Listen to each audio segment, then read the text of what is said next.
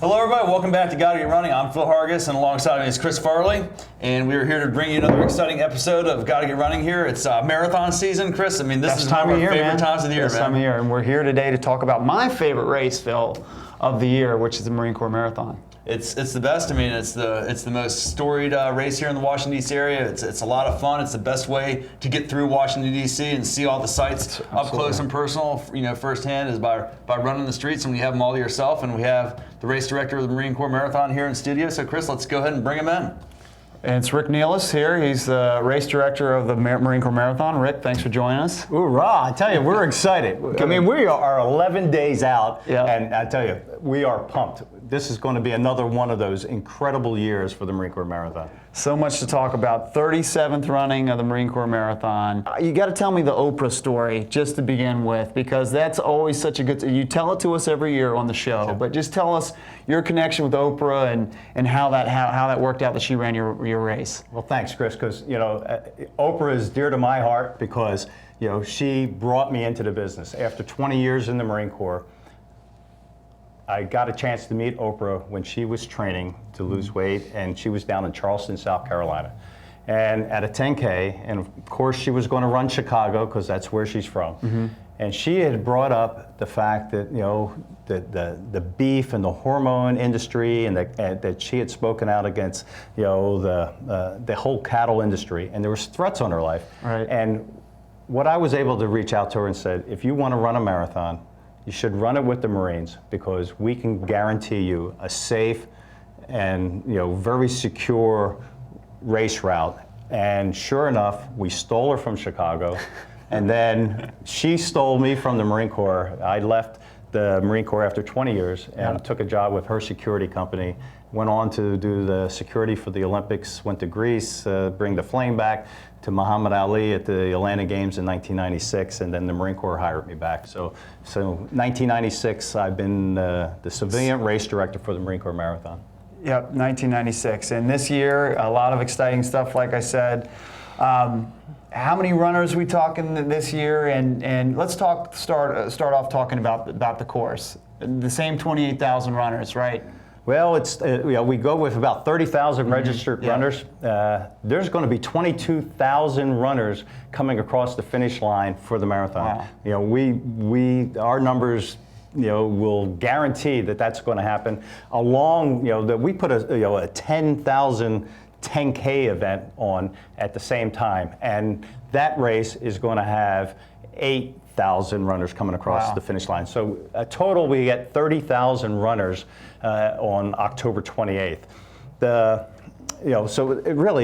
it's a lot of moving parts, and then you add in, we also have Special Olympics that we host on that day, and then for this year, 141 wheelchair hand cycle athletes will be competing. Wow. I mean, we're really pleased with what we do with the hand cycles and the wheelchairs, because it is the largest, I think, wheelchair hand cycle event in the country, and a lot of that is because of our proximity to Bethesda, and we're able to get those patients out of the hospital into the wheelchairs and hand cycles and back on the course and competing as an athlete. Mm-hmm. And it's inspiring to see those guys out there. I mean, they can go really, really fast. I mean, it's incredible. I mean, I don't know what their winning times are, but they're probably faster than the runners, aren't they? It is scary from a race director's event planning to have athletes compete in just over 3 minutes a mile, especially when they're coming down a couple of our hills. They probably can get up to about 20 miles an hour. So it's a tricky maneuver on our part to be able to keep runners and the wheelchairs safe.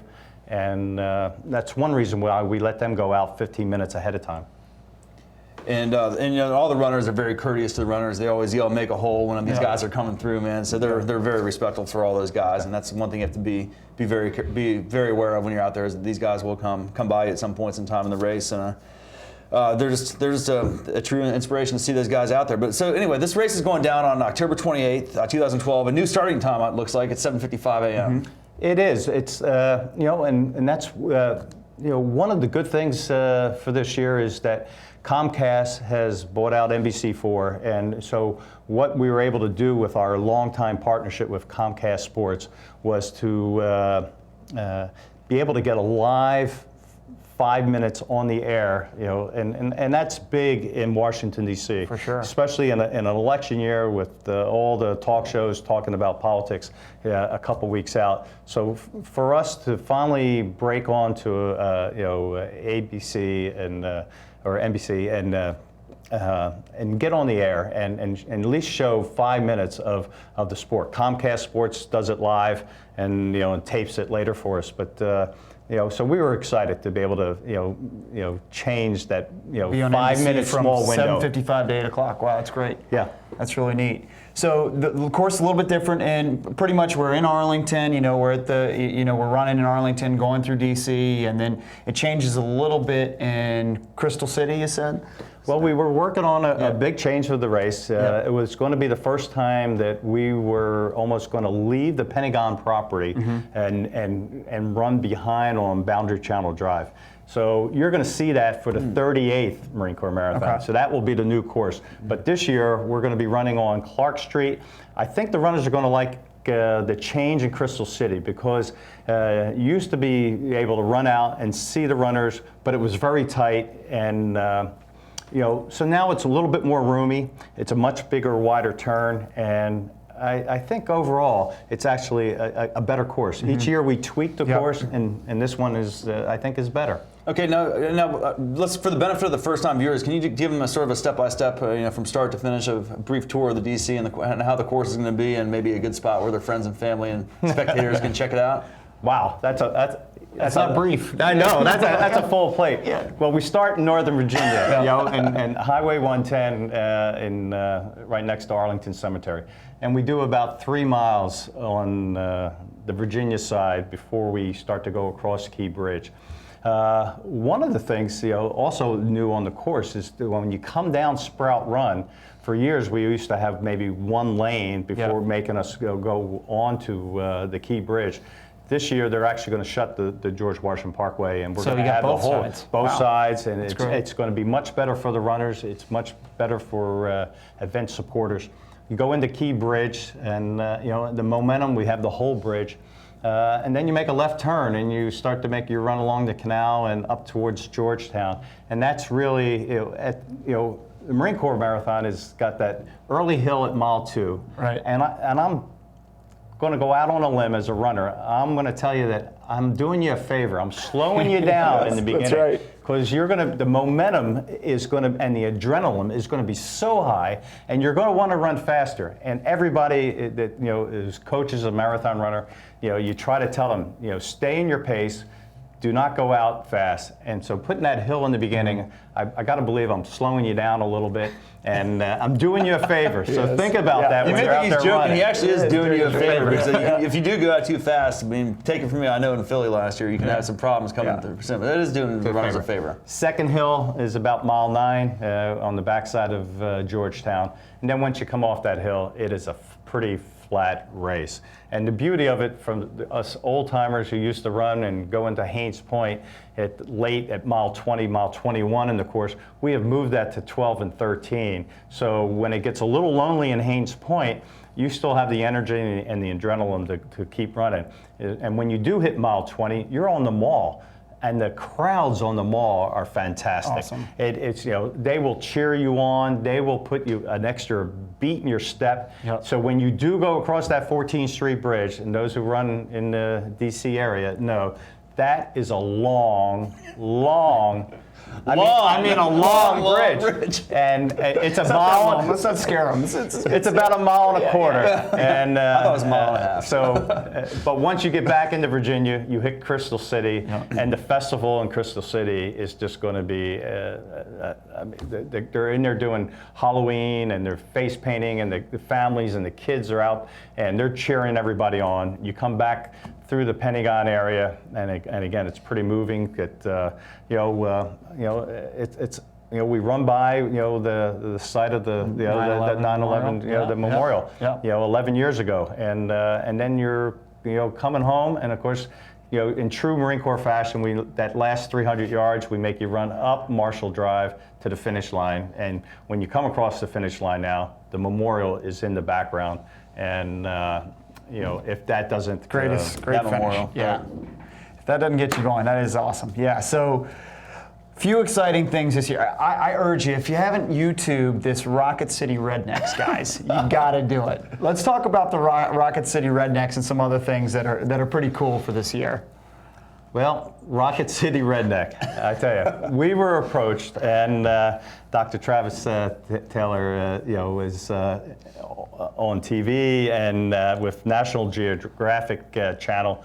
And one of the things that really, he's a marathon runner, and so he was tying in his sport along with his love of science, and that's really what the show is trying to get young people and maybe even adults, motivated about science.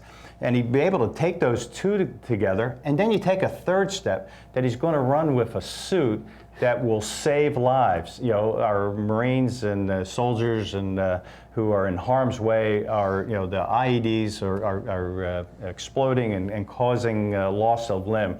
And this suit that he's basically created is, hopefully will, save more people on the battlefield. So he's using the Marine Corps Marathon, one, to promote the suit and the good that it will do. He's also running out of his love of just, for the sport of running a marathon. And then two, the third part is to get kids' interest about science. Yeah, no, it's neat. And like I said, Phil hit me to it, and I YouTubed it. And this suit is pretty, it's a significant suit. It's not like a little paper thin. I think it's 40 pounds, something like that. So Chris is wondering if he could get his hands on one of those and try to see how that feels to run an extra 40-pound suit on. I think Chris said he's going to go out on a limb. He's pretty confident that is one person he's going to be able to beat. That's right. That's right. Well, that's going to be neat. So YouTube that. So the Runner's World Challenge also. Talk to me about that. Well, Runner's World, as we all know, is the premier magazine of our sport, and they reach out to 2 or 3 events a year to really be able to bring their whole staff, their professional runners that they have, to come and interconnect with the runners. And so what we've done is formed the Runner's World Brunch on Saturday, and they'll be able to run a 5K, come back and be up close with Bart Yasso, the running, the chief running officer of Runner's World. We also using Amby Burfitt, Boston Marathon winner at our Carbo Dining Inn. So there's a lot of things that Runner's World is just bringing in with personnel and people that you might not have been able to have been exposed of at Marine Corps, where you might have had to go to Boston or New York. But now you're going to have that opportunity to be up and close with that magazine and all the good stuff they do. And there's a lot of stuff going on in the expo. Where's the expo going to be? Do you have any special guests lined up for that, or any other celebrities in town from the running community for the weekend? Well, unfortunately, we have changed our venue. We are now in the DC Armory, and it's 68,000 square feet of expo space, and we have over 200 vendors that will be associated inside the DC Armory. Because we have so much demand and space, Nissan, one of our sponsors, will have this interactive display on the outside on the mall, as well as running their cars and test driving. And our packet pickup area will be on the outside of the DC Armory. So when it's all done, we're using about 90,000 square feet of vendor space, and it's open to the public. We start on Thursday. It's a 2.5-day expo. So if you've never been there, it's a good time to get clothing. Now, but the guest speakers that you've asked about are not there. We decided to not use that space. So our race headquarters is the Hyatt Regency on Capitol Hill. And on Saturday, starting at 1 p.m., we do about 3 speaker series, one with the Runner's World, one with myself talking race course operations, and then we have another group of speakers following suit. The headline act is our actor Rob Riggle, from movies as Yeah. well as with Jon Stewart, and comedian. He's a Marine Corps Lieutenant Colonel reservist. So he's one of our starters on race day, and so we're thrilled to be able to bring Rob Riggle down to be with the race. I think that's great that you do. I mean, us at Pacers, we're going to be selling at the expo, so just let's keep the expo for selling. So come visit us there. But a lot of other great things that you guys do. You got more charities this year. The economic impact. Talk about that for people who don't know. Okay. Charities really do bring the people into the race, and once we close out. How long does it take you guys to close out? 2 hours and 41 minutes. It was a record-breaking period in March. But what we found with our charities is that, as servicemen are killed, wounded in action, about 70% of our charities are somewhat affiliated with the military in some fashion. So to be able to use the race as a conduit to their charity fundraising meets two things. It meets their goals, but it also meets our goals that we're actually bringing people in that have a cause, people that are out there trying to do something good and using the race as well as another. I wouldn't say a bucket list, but they're out there, involved in our sport because of the charity. And in some ways, we're hoping that these people will stay in our sport because after they find how much they love running, that they will go on and continue on. So we're thrilled to partner with all the charities. Yeah, and then the economic impact is just significant. Talk about that. It's been, we are still in tough times, even, with the economy, and, the running as a sport has been very blessed with able to reach our numbers. I mean, we are still selling out. People are coming, they're buying in the expo. They are, eating in the restaurants, and the Washington, D.C., Northern Virginia realizes that the sport of marathon brings in around $40 million worth of direct economic impact. And when you do your trickle-down economics and you do that 2.5 times formula, it's fair to say that we are bringing in for that one weekend $100 million worth of economic impact. So really, when we go to get permits to be able to run on these city streets, you would think that the city governments and the politicians would be loving the sport of running because of all the good that we do. And I think they do realize, and they do get it, that every hotel room that next weekend is full. And it's just a good opportunity for Washington, D.C. to show off all the good things that we have in this area that we take sometimes for granted. And you mentioned tough economic times. I mean, the Marine Corps Marathon at a race entry fee of $88 is still a bargain compared to all the other races. Got to 92 now? 92. Yeah, about $92. It is, and that's, it's kind of a unwritten goal of mine is that, to not lose sight of, as a runner, that the cost of putting on marathons for the average runner, we see them starting to go into the hundreds. And there is cost that's going up. That is for granted. Closing down streets, having law enforcement out there for 7, 10 hours, 12 hours, protecting the roads and so on becomes costly. But as a runner and as a sport, we really can't lose sight of, that the ultimate mission is about health and fitness, and anything we can do to keep those costs down, we got to do it, and we got to be able to reach out to those who maybe can't afford it, and I think that's one of the things that probably in the future is I'm going to try to get a little more creative. I'm going to go out on the record and say, that we've got to find ways to bring people who might not be able to come up with that $92, and how do you make the connection with the community or some sponsorship or some way to bring people that are sitting on the sidelines. And there's a whole group of those, and I think we need to reach out to them. Almost like a marathon scholarship kind of deal or something. The business side absolutely fascinates me. I mean, you were quoted in the Wall Street Journal recently in an article about Mary Wittenberg and the New York City Marathon, which is going over $200. But the costs really are raising, and things that people wouldn't think about, like the security has gone up. You said how much has the security gone? 10 times or? When you look at 10 years ago where we were coming, from 9/11 and 2002, we're on the 10-year anniversary of the sniper.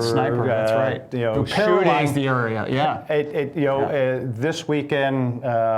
It was devastating because football games were getting canceled, Halloween was getting canceled, kids races were getting canceled, and here we were almost 10 years ago starting a kids race with the Washington Post and as a title sponsor, and it really was, how do you protect runners on 26.2 miles when things like that were happening? And now you go 10 years in advance, and our nation's been at war for 10 years, and so the cost is around $1 million. Wow. And we will not sacrifice safety or the security for our runners. That is paramount. That everybody who are coming to Marine Corps Marathon is one thing they should not have to worry about. They should be worrying about their training plan. They should be worrying about how they're going to get from the start to the finish, and the logistics, the operational, the strategy, the safety, security is left to the Marines, and we will produce a credible race. And you just mentioned the transportation to the start and the finish line. I was going through your website and seeing a lot of the viewer questions. A lot of them are concerned with what are the best ways to get to the start line and what are the best ways to depart the finish line. Can you get into that a little bit? In simple answers, blue line, blue, the color blue. If you're on red, green, yellow, orange, got to get the blue. Yeah. Get the blue, you want to get to the Pentagon. Pentagon is the exit to get off. We talked a few minutes about the safety and security. We closed down the Arlington exit on the blue line and the orange line, so you no longer can get off at the Memorial Bridge. So if you think you're going to end up getting off in Roslyn, and if you get off in Roslyn, you're going to have a good 1.5 mile walk back through the start line. So blue line, blue line, Pentagon. Blue line. Get off in the Pentagon, enjoy the music, enjoy the atmosphere, there's 2 religious services. Awesome. No better way to start a race than get a little spirituality. I need to pray before my races, that's for sure. Because when I'm running, I get a lot of spirituality out there. But take advantage of everything the Marine Corps has to offer. That's where the baggage tents are. So temperature, since I touched baggage, it looks like we're going to have a warm day. So maybe clothing is not so much an issue next Sunday, because we're looking at maybe around 62 degrees at the start line and maybe creeping up to 75. So it's going to be a warm day. So there's other things that runners need to be thinking about, and that's hydrating and maybe even slowing down a little bit. It's a day that when the weather starts to get warm, maybe it's not the day for a PR, and you just it's a day to enjoy the surroundings, enjoy the crowd, enjoy the Marines that are out there that are volunteering and supporting the race, along with our sailors and our aid stations, and then there's always another race around the corner. For sure. Yeah, and you got a 10K and a kids dash, right? Yeah, we haven't really talked too much about those. Well, the Healthy Kids Fun Ride on Saturday is, again, it's a chance for us to be able, as a race organizer, to create an event that hopefully these 5-year-olds to 12-year-olds that are running in our kids race in the Pentagon on Saturday will be our future marathoners and people in our our Olympics. I mean, these kids last year, when we were here, a year ago, we had no idea. We had one snow day, I think, in Washington, D.C. And that was on the Saturday when those kids ran. And I can tell you, for a fact, it was a sight to be seen when you look out and you see a couple thousand kids that are out there running in the snow and the rain and smiling and thinking they're having a great time. And as a parent, I've had 2 kids, I know as a parent, and if I saw snow and rain, I would have told them, those Marines cancel today. They don't like the rain, and I would have, told the kids to stay in bed and eat an extra bowl of cereal. Right. But they brought the kids, so kudos to the parents who did that last year, and really a high five to the children who ran, and hopefully they'll come back. In fact, we're actually taking an additional 600, so we've gone to 3,600 kids, an extra color wave. And it's just, if you've never experienced the energy of kids in an event, because they only know one speed. Once it's scary from an event. If I was, as a race director, putting on kids' races is scary because they go full throttle, all out. And they're falling down, and but it is a sight to see. So you guys, the 37th running the Marine Corps Marathon is going down here on October 28th, 2012 at 7:55 a.m. You start off in right there by the Pentagon, by Iwo Jima, and you run past it, and then you run through Arlington, you run through D.C., you come back into Virginia over the nice short bridge, and then you make your way back up to Iwo Jima. It's a great way. It's the best way to end any marathon that I've ever run. I mean, it's awesome, man. So and then you get a amazing medal at the finish, right? Your medal is again, great, I'm sure. The medal has come back is the one that would rated us #1. Yeah. I would throw in that there's probably two things when you're out there running. You want to remember the gauntlet. You've got to get to the gauntlet, or we're going to turn you on the 14th Street. Yeah. But really, every runner out there has heard the stories about beat the bridge. So 1:05. So you got to get to that, DC side of the 14th Street Bridge. Once you get across to that spot, we will wait for you forever on the finish line. One of the things is that we did change to a gun time. So the final runner is going to be at 3 p.m. and that's the person who gets the Penguin Award in honor of Major Megan McClung, who was my race director in Marine Corps Marathon 4 and was killed in action. All right, Rick. Well, listen, man. It's always a pleasure to have you here in the studio. I think everybody's really going to be looking forward to having a great race that you're going to be putting on there on October 28th. I'm looking forward to being out there and getting a lot of footage here. And I know Chris will be out there doing something. You'll definitely see him at the expo. I might even hit him up for a last-minute entry. I'm so excited about it. I know. It is. He says an entry, but I think you hit me up for a VIP ticket. He heard about the brunch that I put on. Yeah, that's all right. I want to go to the brunch. I would go to the brunch. All right. Well, listen, Rick, thanks a lot. You guys, October 28th for Marine Corps Marathon. For Chris Farley, I'm Phil Hargis, and we will see you guys next time on Gotta Get Running. Goodbye, everybody.